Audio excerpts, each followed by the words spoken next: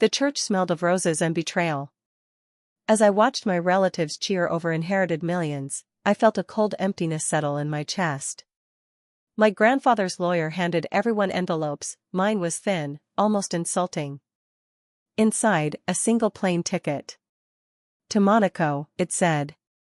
No explanation. No inheritance. Just exile disguised as a gift. My husband squeezed my arm too tightly, whispering, "Don't make a scene." But something in me snapped. Why Monaco? Why me? And why did my grandfather smile before his last breath? Before I continue, tell me your country and the time right now. The morning after my grandfather's funeral, the house felt too quiet. The laughter from the night before, the champagne toasts, the whispered congratulations, still echoed in my head. Everyone had walked away richer. Everyone except me. I sat at the edge of the bed, turning the envelope over in my hands. My name was written in my grandfather's handwriting, firm, elegant, unmistakable. Inside was the plane ticket to Monaco.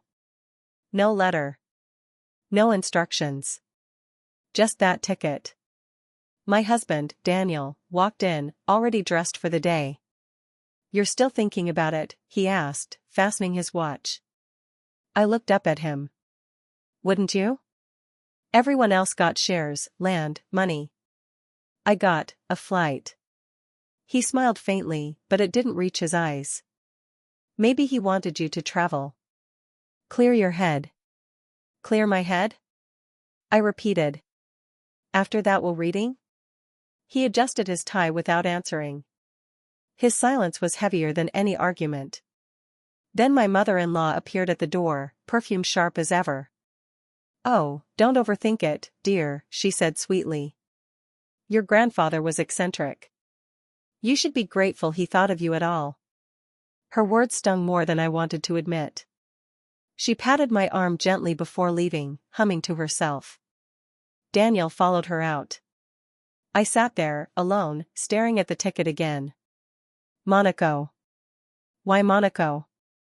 That question chased me through the day. I tried calling the lawyer, no answer. I tried reading the will again, hoping I'd missed something. Nothing. By sunset, I couldn't take it anymore. If this was some kind of puzzle, I'd solve it. Maybe there was something waiting for me there, something everyone else wanted to keep hidden. I packed my bag quickly. Just the essentials. Daniel watched from the doorway, his arms crossed. "You're really going?" he asked.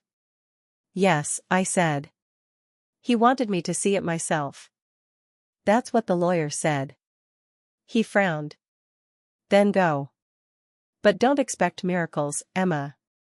The old man was full of secrets. That word, secrets, lingered long after he left the room. At the airport, I felt a strange mixture of guilt and excitement. I shouldn't have been scared, but I was. Something about the way everyone had looked at me during the reading, those quick glances, the hushed tones, felt off. When I finally boarded the plane, exhaustion hit me all at once. I leaned back, closed my eyes, and ran my fingers over the edge of the ticket again. That's when I noticed it, the faint crinkle in the paper lining of the envelope. I tore it open carefully. Inside was a small folded note, sealed with a wax crest, my grandfather's initials, R.H. My hands trembled as I unfolded it. 3 words stared back at me. Trust no one. My breath caught. The plane began to taxi, and the flight attendant's voice faded into the background. No one? Who was he warning me about? Daniel? His mother? The lawyer? I wanted to ask him, to demand answers, but he was gone. The cabin lights dimmed. The hum of the engines grew louder. I stared out the window as the city lights vanished below. Somewhere over the dark sea, I realized this wasn't a gift. It was a test. And whatever waited for me in Monaco wasn't just family business, it was something deeper. Something he couldn't explain in words. When the wheels touched down hours later, I clutched the note tightly in my palm. My heart raced. Then, through the glass doors of arrivals, I saw him, a man in a grey suit, holding a sign with my maiden name. He smiled faintly when our eyes met. And that's when I knew, my grandfather's warning had come too late. The Monaco air was warm and salty when I stepped outside. The sunlight bounced off polished cars, the city alive with quiet wealth.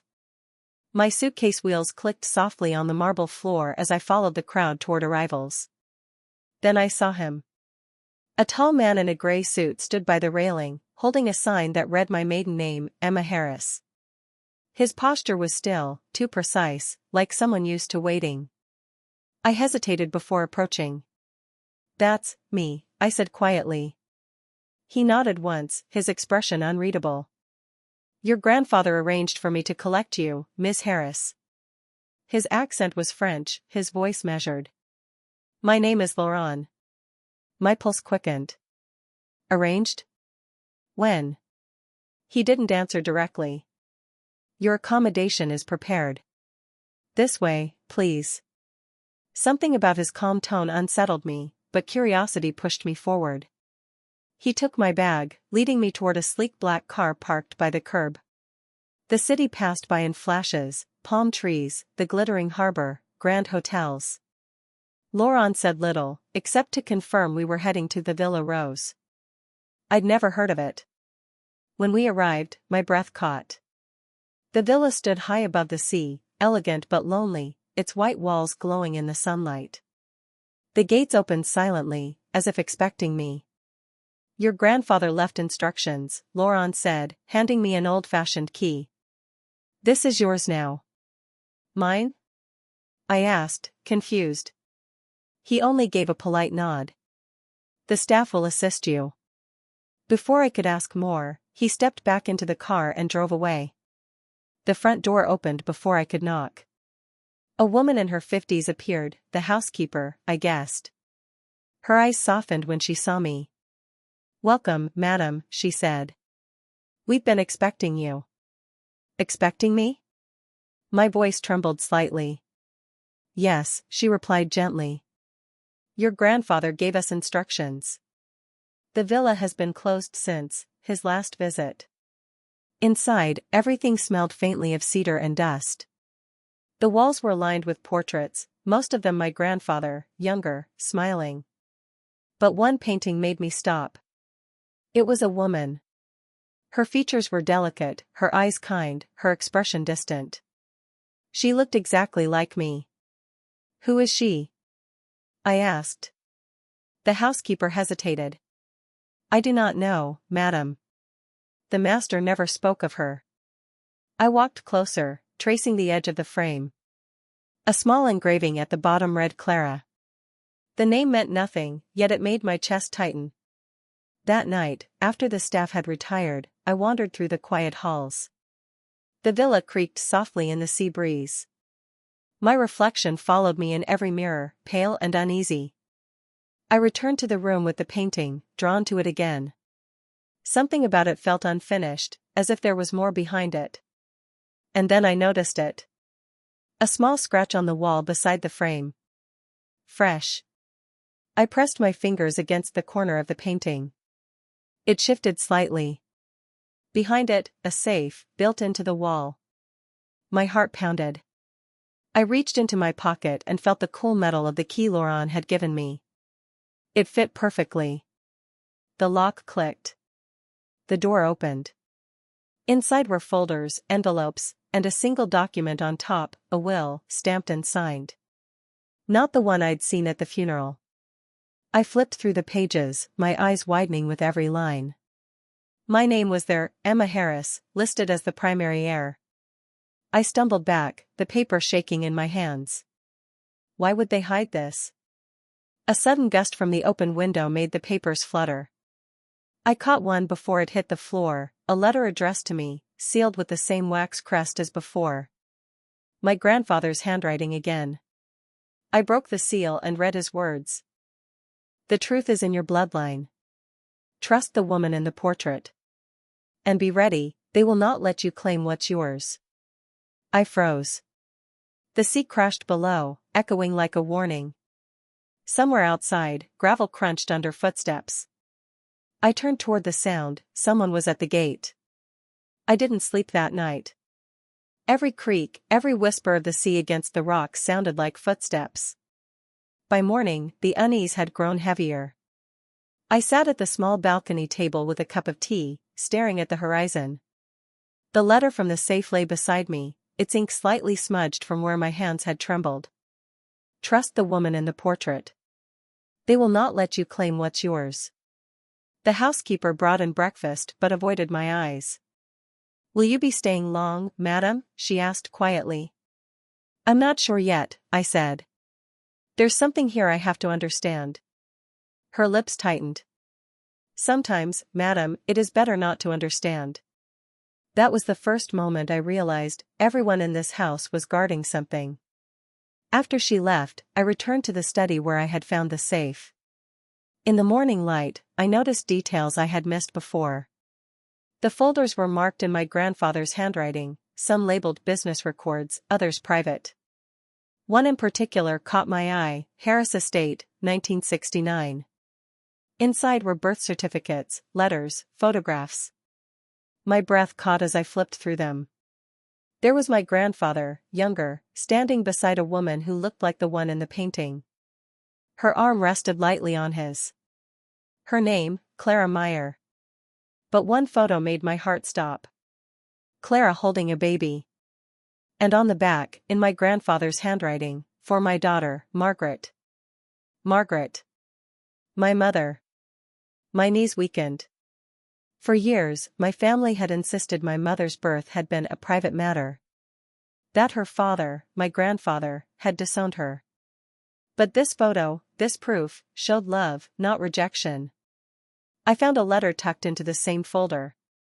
My grandfather's words were careful, almost sorrowful. They made me choose between my name and my heart. I chose wrong. If my granddaughter ever finds this, tell her the truth was never meant to be buried. I sank into the chair, pressing my hand over my mouth. My grandfather hadn't been cruel, he had been silenced. And the people who silenced him were my own family. My phone buzzed on the desk. Daniel's name lit up the screen. I hesitated before answering. Emma? His voice sounded tight. Are you still there? Yes, I said cautiously. In Monaco. Good. Stay there. Why? Because you're making things worse. My mother says you're chasing ghosts. Ghosts? I almost laughed. I found proof that your family hid another will, Daniel. There was a long pause. Then his tone changed, quieter but sharper. Where did you find it? I'm not telling you. Emma, listen, this isn't safe for you. Just come home. Not until I know the truth. He sighed, and for the first time I heard fear in his voice. Then at least promise you won't talk to anyone else. I promise nothing, I said, and ended the call. The phone rang again immediately, but I turned it face down. Moments later, the villa's landline began to ring too. The housekeeper called from downstairs. Madam, a man is asking for you. He says it's urgent. My pulse raced. What man? I didn't ask, madam. He is waiting at the gate. I looked through the balcony window and saw a figure outside the iron fence. A familiar shape. The way he stood, shoulders tense, Daniel. He raised his phone, calling again.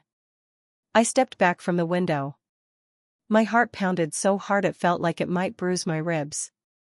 If he was here, then he knew. The letter's warning echoed in my head, trust no one. I turned toward the desk. The documents. The photo. I couldn't let him take them. I shoved everything back into the safe and locked it. Then came a knock at my door. Slow. Deliberate. Emma, Daniel's voice called softly through the wood. Open up. We need to talk. When I didn't answer, the handle turned. The door creaked open. He stepped inside, holding something in his hand. My passport. Daniel stood in the doorway, sunlight outlining his figure. My passport dangled loosely between his fingers. "I thought you might need this," he said, his tone too calm. I stayed silent, watching him cross the room. There was something different in his eyes, not warmth, not even anger. Something colder. "How did you get in?" I asked. "Your housekeeper let me through. She said you seemed upset." "I didn't invite you here." He smiled faintly. "I know. But I couldn't just watch you spiral from miles away." I folded my arms. "Spiral? Is that what you call finding out my entire life was a lie?" He sighed, setting my passport down on the table. "Emma, you're overreacting. You don't know what you've found." "I know exactly what I found." I stepped forward. My grandfather's real will. Proof that my mother was his daughter. That he wanted me to have everything. His jaw tightened. "You shouldn't have gone looking. It's not that simple." "Not that simple?" I laughed softly, though it felt hollow. "You lied to me, Daniel. You and your mother both. You let me believe I was forgotten." He looked away. "It wasn't my decision." "Then whose was it?" He didn't answer. That silence told me everything. I took a slow breath. "You were part of it." "Emma."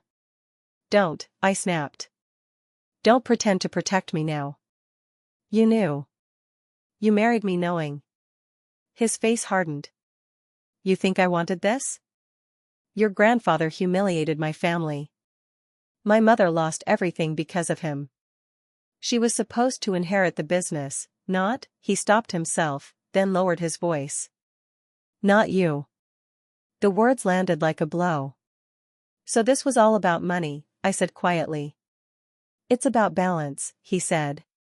"Your grandfather ruined people, Emma. He wasn't a saint. And that makes it right to deceive me?"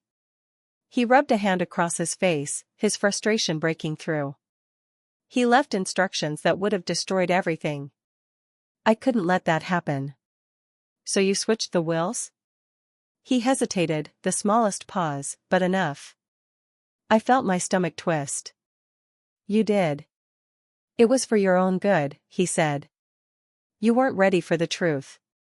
"My own good?" My voice cracked.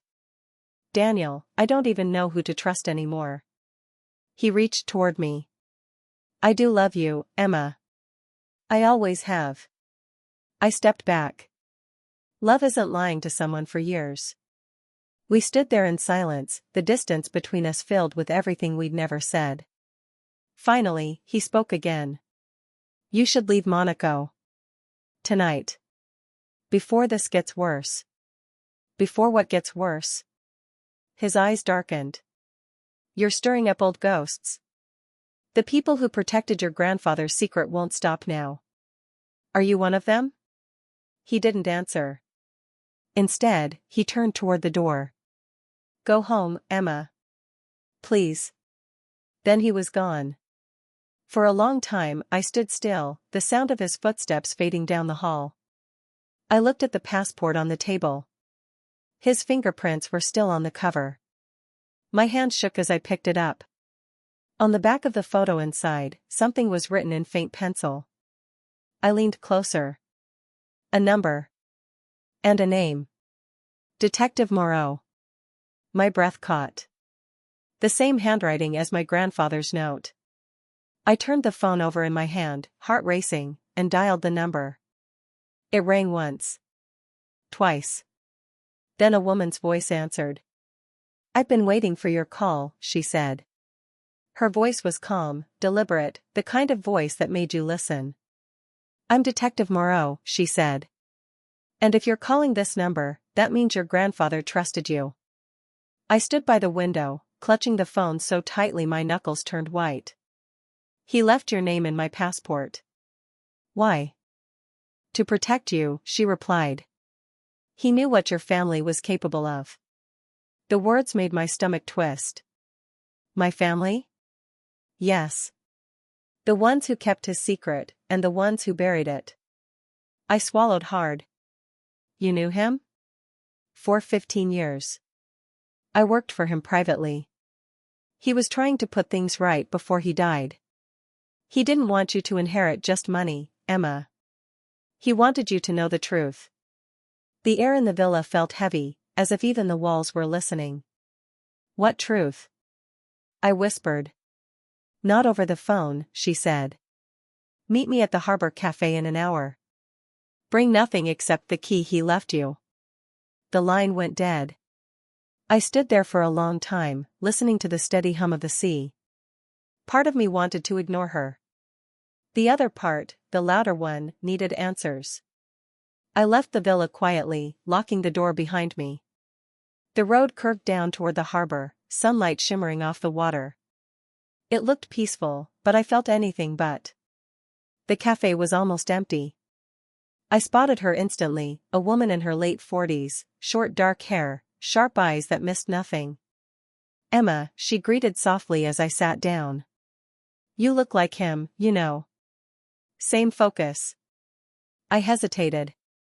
You said you worked for him. Doing what? She leaned forward, lowering her voice. He was investigating his own family. Your husband's, too. The will, the inheritance, the company, it was all part of something larger. I frowned. Larger how? She slid a small flash drive across the table. He recorded everything.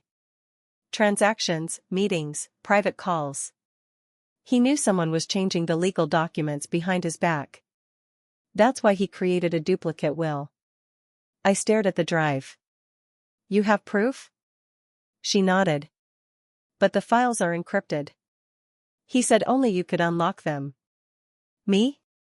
He built the password around something personal, something only you'd know. My mind raced through possibilities, my birthday, my mother's name, my childhood address. Detective Moreau stood. I'll take you there. The originals are hidden in his study, behind the safe you already found. We drove back in silence. The streets blurred past, my pulse matching the rhythm of the tires on the road. When we reached the villa, she led me straight to the office. Your grandfather trusted me, she said, but he wanted you to finish what he started. I sat down at the desk and plugged in the drive. The computer hummed softly to life. A password box appeared. I hesitated, then typed my mother's birth date, the one I'd seen in the documents. The screen flickered. Then opened. Rows of files appeared, each marked with dates and names, including my husband's. Moreau clicked one. A video opened. My grandfather sat at that very desk, his face pale but determined. If you're watching this, he said, looking straight into the camera, then the people I warned you about have already acted. My heart pounded. They betrayed you for the same reason they betrayed me, greed. But you have something they don't, the truth. And they will do anything to stop you from using it. The video ended. Detective Moreau looked at me. You understand what this means? I nodded slowly. They're still watching. Before she could respond, the lights flickered. Then, darkness. A crash echoed from somewhere downstairs. She grabbed my arm. They're here. The lights snapped off so suddenly that the entire villa seemed to hold its breath. Detective Moreau's hand tightened around my arm. Stay quiet, she whispered. Only the soft crash of waves below broke the silence. I could smell the faint trace of burnt wiring, the power had been cut. We moved toward the study door, my heart pounding in my ears. The moonlight through the window cast silver lines across the floor, just enough to see the glint of the metal key still in the safe. Take the drive, Moreau said softly. I snatched it from the computer, shoving it into my pocket. Who would do this? I whispered. Someone who knows what you've seen. A sound echoed from the hallway, slow, deliberate footsteps on marble. We froze. Do you have another exit? She asked. There's a back staircase to the wine cellar, I said. She nodded once. Go. I'll follow. We moved quickly, keeping low, careful not to make the floorboards creak. The villa that had felt so grand and peaceful now seemed endless and unfamiliar. Every corridor felt like a trap. Halfway down the stairs, a flashlight beam swept across the landing above. A man's voice called out, steady and controlled. "Emma? Don't be afraid. We just need to talk." "Daniel." My chest tightened. Detective Moreau pressed a finger to her lips and motioned me forward.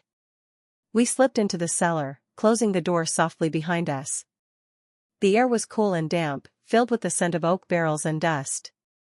Moreau pulled out her phone and tried to call for help, but there was no signal. "They've jammed it," she muttered. "We need to get outside." A floorboard creaked overhead. Then another. I held my breath. The sound of footsteps grew louder, moving above, searching. Suddenly, the handle of the cellar door rattled. "Emma." Daniel's voice again, closer now. "You don't understand what you've started." I looked at Moreau. "What do we do?" Her eyes met mine. "We move. Now." We slipped toward a narrow service door at the back of the cellar. Moreau pushed it open carefully, revealing a small path leading toward the cliffside garden. The wind hit us instantly, sharp and cold. The night was thick with the sound of the sea crashing below. We ran. Gravel crunched underfoot. The villa loomed behind us, its windows glowing faintly from the emergency lights. "Where are we going?" I gasped. "There's a car down the hill," she said. "If we reach it, we can get to the embassy." A shadow moved by the gate, quick, unmistakable. Moreau stopped, pulling me behind a hedge. "Stay down." Two figures stood by the driveway, talking quietly. I couldn't see their faces, but one held a flashlight and the other, a phone pressed to his ear. "Wait here," Moreau whispered. "If anything happens, run to the main road." Before I could argue, she slipped away into the darkness, moving with silent precision. I crouched low, my heart thudding painfully. Every minute felt stretched thin. Then, from somewhere ahead, came a shout, sharp and startled. A car engine roared to life. Headlights flashed across the garden. "Emma." Moreau's voice, urgent. "Now." I bolted from my hiding place, sprinting toward the light. The car door was open, she waved me in. Gravel flew as we sped down the hill, leaving the villa shrinking behind us. "Are they following?" I asked, breathless. She glanced in the mirror. "Not yet. But they will." The city lights appeared ahead, but as we turned a final corner, my relief vanished. A line of police cars blocked the road, lights flashing red and blue. Moreau slammed the brakes. "They've called it in," she said grimly. "They're framing you." I stared at the wall of officers waiting for us, my pulse hammering. "Then what now?" I whispered. Her eyes flicked toward the embassy gates beyond the barricade. "We run for it." The courthouse smelled faintly of dust and tension. Rows of reporters waited outside, their cameras flashing as I was led through the side entrance. My name, whispered again and again, followed me like a shadow. They said I'd attacked my husband. They said I'd forged my grandfather's will. They said I was after the fortune that didn't belong to me. None of it was true. But truth, I was learning, didn't matter when lies had louder voices. Detective Moreau sat beside me at the defense table. Her calmness anchored me, even as the courtroom filled with the same faces that had smiled at me during the funeral. The lawyer, my mother-in-law, even Daniel, all there. All waiting. The judge entered. Everyone rose. My heart beat so hard I could hear it. The prosecutor began, his tone sharp. "Emma Harris," he said, "stands accused of tampering with legal documents, assault, and fraud. Her alleged actions suggest a deliberate attempt to claim what was never hers." I clenched my hands under the table. He paced slowly. "You claim your grandfather left you everything. Yet the only evidence conveniently appeared after you traveled alone to Monaco. Is that correct?" "Yes," I said softly. He smiled thinly. How convenient. The first witness was the family lawyer. His testimony was careful, practiced. I only ever saw one will, he said. The official version left the estate to the rest of the family. Emma seemed disappointed. Disappointed. The word felt like a slap. Then came my mother-in-law. Her voice trembled, perfect for sympathy. She's been unstable since the funeral. My son tried to help her, but she became obsessed. She accused us of things we'd never do. I wanted to shout. To tell them about the files, the recordings, the threats. But Moreau squeezed my hand under the table. Not yet, she whispered. When Daniel took the stand, the room seemed to tilt. He avoided my gaze at first, then finally looked at me. She's not lying out of greed, he said slowly. She's confused. She believes her grandfather wanted her to inherit everything, but there's no proof. I just want her to get help. Help. The word twisted in my chest. When it was our turn, Moreau stood, calm but firm. We do have proof, Your Honor, she said, holding up a flash drive. Evidence recorded by the late Richard Harris himself. A murmur rippled through the room. The judge raised a hand. Proceed. The lights dimmed as the video played. My grandfather appeared on screen, his face worn but determined. His voice filled the courtroom. If this message is seen, it means my family has betrayed my final wish. My granddaughter Emma is the rightful heir. Everything I built for her. The others have already taken too much. Gasps filled the air. My mother-in-law's hand flew to her mouth. Daniel stared at the floor. Moreau spoke clearly. We also have documentation of falsified signatures, offshore transfers, and bank accounts linked to the plaintiff's family. The prosecutor tried to recover, but the judge raised a hand again. Enough. We will recess until tomorrow. The courtroom erupted. Cameras flashed. Reporters shouted questions. I stood frozen as security escorted us out a side door.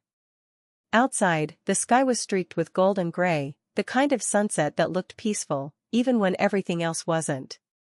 Moreau placed a hand on my shoulder. You did well, she said.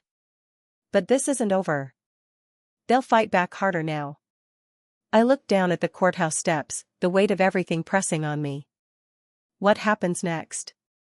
She glanced over her shoulder. We wait for the verdict. Then her gaze sharpened. Unless, she said quietly, we can't find your husband first. I frowned. What do you mean? She turned her phone toward me. A message glowed on the screen. Daniel Harris, missing. Days passed after the trial, each one stretching longer than the last. The headlines shifted from outrage to confusion, from heiress or imposter to family scandal exposed in Monaco court. But there was still no sign of Daniel. Detective Moreau stayed in Monaco, quietly tying up what she called loose ends.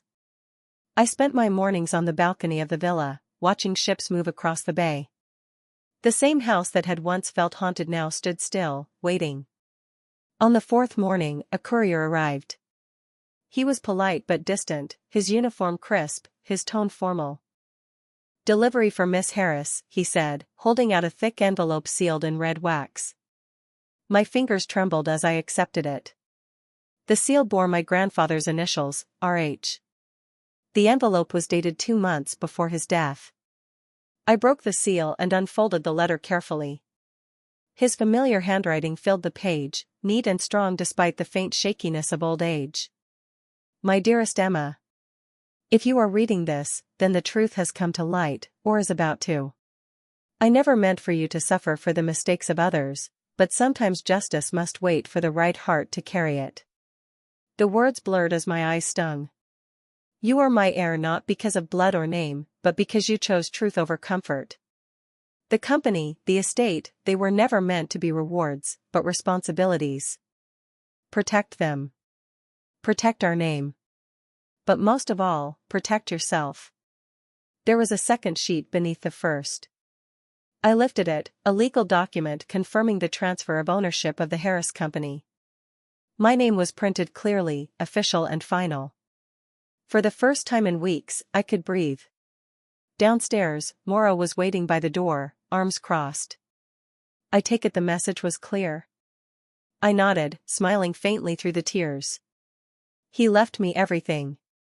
Not just the money, his legacy. She nodded once. Then it's done. Not quite, I said quietly. Daniel's still out there. She studied me for a moment. You're not thinking of going after him? I just want to understand why.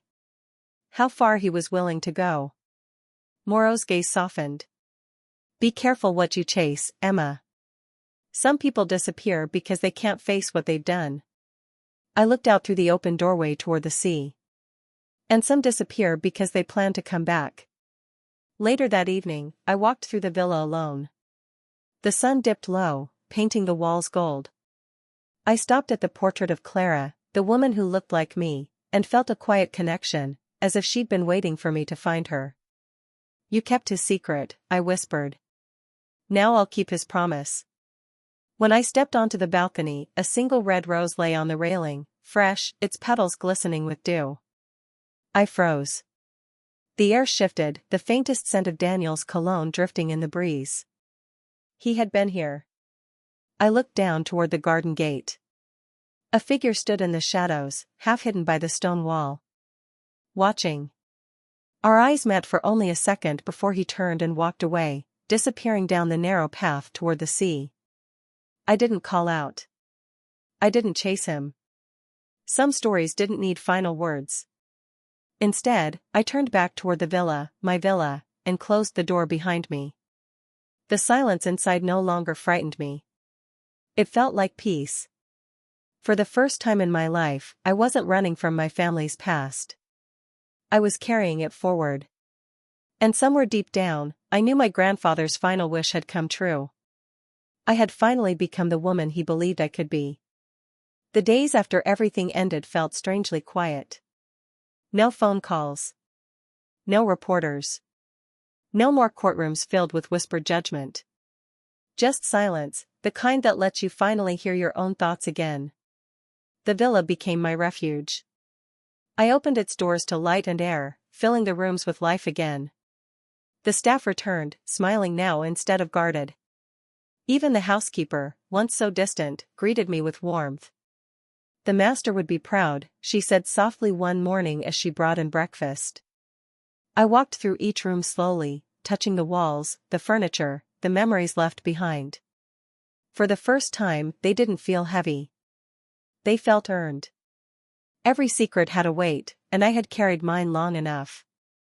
The lies, the betrayal, the fear, all of it had shaped me, but none of it defined me anymore. One afternoon, I found a small box tucked away in my grandfather's study. Inside was a photo of him holding me as a baby. On the back, in faded ink, he'd written, "She will find her way." I smiled. He'd been right. Detective Moreau called once more before returning to Paris. They've closed the case, she said. The company's yours, legally and permanently. Thank you, I told her.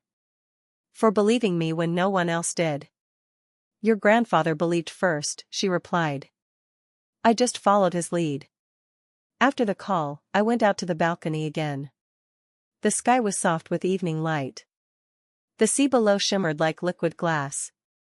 Somewhere out there, Daniel was still free. But the anger I once felt had cooled into something quieter, understanding, maybe even pity. He had chosen greed. I had chosen truth. That was enough. As the sun sank into the horizon, I realized that what I'd inherited wasn't wealth, it was clarity. The strength to stand alone. The courage to begin again. I placed the rose I'd found earlier into a glass vase on the table. It was already wilting slightly, but still beautiful. Goodbye, I whispered, to Daniel, to the past, to everything that had once held me captive. Then I turned toward the open door of the villa, ready to step inside and start over. Because this time, the story was finally mine.